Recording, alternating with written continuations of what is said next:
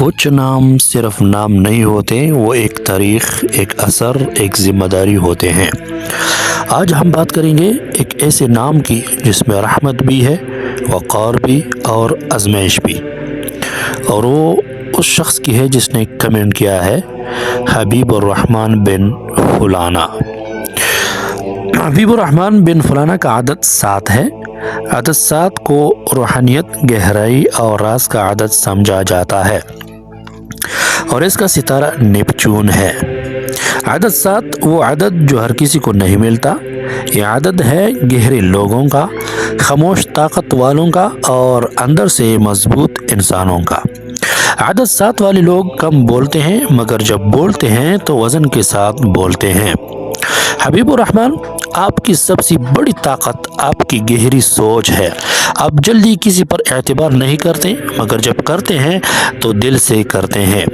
आदत 7 वाले लोग रूहानी रुझान रखते हैं, तन्हाई में ताकत पाते हैं, सच और इंसाफ को तरजीह देते हैं, मुश्किल हालात में भी वक़ार नहीं छोड़ते। अंदरूनी बसीरत बहुत मजबूत होती है, मगर हर ताकत के साथ एक आजमाइश भी होती है।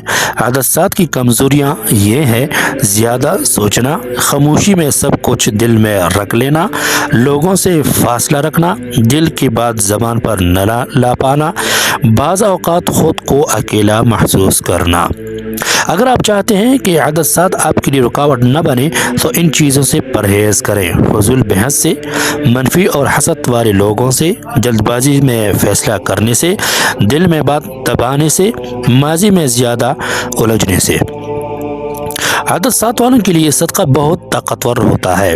बेहतरीन सदका जुमेरात को पानी पिलाया करें, किसी मुसाफिर या खामोश ज़रूरतमंद की मदद करें, सफ़ेद या नीला कपड़ा सदके में दे दिया करें, कुरान या दीनी कुतुब किसी को देना, ये सदका दिल का बोझ हल्का करता है और बंद रास्ते खोल देता है।